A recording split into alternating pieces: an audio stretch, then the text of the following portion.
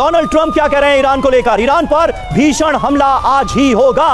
तो अब एक बार फिर अमेरिका की तरफ से यह कहा गया है कि ईरान पर फिर हमले होंगे। डोनाल्ड ट्रंप का यह बहुत बड़ा बयान सामने आया है क्योंकि कल की स्ट्राइक के बाद ईरान लगातार ताबड़तोड़ हमले अंजाम दे रहा है इजराइल के अंदर, और अब ईरान पर डोनाल्ड ट्रंप का यह बहुत बड़ा बयान सामने आया है। सोशल मीडिया साइट ट्रूथ पर उन्होंने जो लिखा है, Iran just stated that they are going to hit very hard today, harder than they have ever hit before. यानी ऐसा हमला होगा जैसा इससे पहले कभी नहीं हुआ।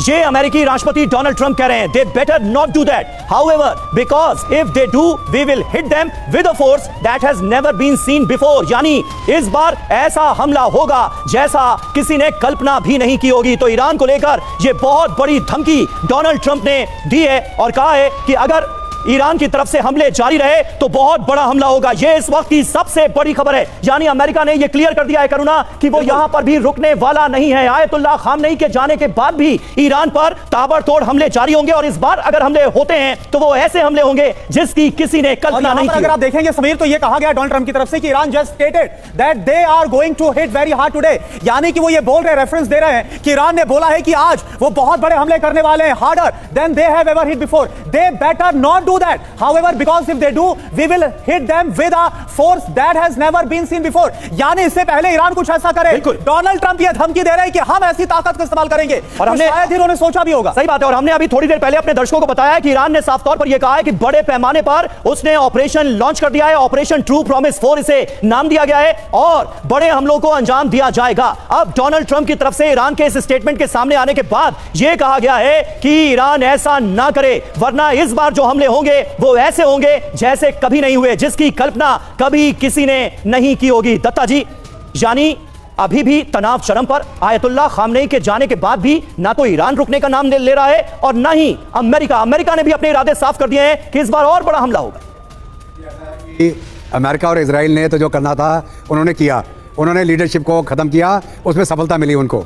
लेकिन अभी जहाँ तक रिटेलिएशन का सवाल है, ईरान ने पहले से ही प्लानिंग कर ली थी कि अगर एक कमांडर मारा जाता है उसका स्थान दूसरा आदमी कौन लेगा, अगर वो मारा जाता है तीसरा आदमी कौन होगा डाउन द चेन।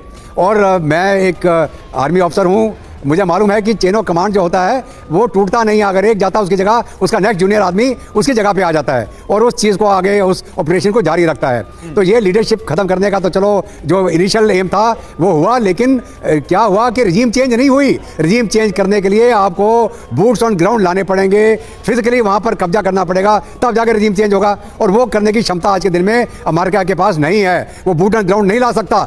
IRGC हो चाहे जो ईरानियन रेगुलर फोर्सेज हो, उसका मुकाबला जमीन के ऊपर करना बड़ा मुश्किल और लंबी, जिसको बोलते हैं कड़ी चुनौती है। नहीं तो फिर वीके दत्ता सर, जब रिजीम चेंज ऐसे नहीं होगा इन हमलों के बाद, आयतुल्लाह अली खामनेई के मारे जाने के बाद भी, तो इन हमलों का मतलब क्या है? और अब तो डोनाल्ड ट्रंप बोल रहे हैं कि और बड़ा हमला होगा। देखिए, जो अमेरिका के अंदर अभी हमारे दूसरे पैनलिस्ट बोल रहे थे, डोनाल्ड ट्रंप खुद अपने आप बड़े प्रेशर में है अमेरिका के अंदर। वेनेजुएला उसने जब किया, जब एपस्टीन फाइल का मुद्दा गरम था। अभी जो और मुद्दे चल रहे हैं, यहाँ तक भी बोला जा रहा है कि इनको इम्पीचमेंट का मोशन भी चलाया जाएगा डोनाल्ड ट्रंप के खिलाफ। तो ये पूरा अपना इंटरनल ध्यान भटकाने के लिए, वैग दी डॉग की आपने कहानी सुनी होगी कि अगर एक किसी लीडर के ऊपर खतरा होता तो हमला शुरू करा देता है वो।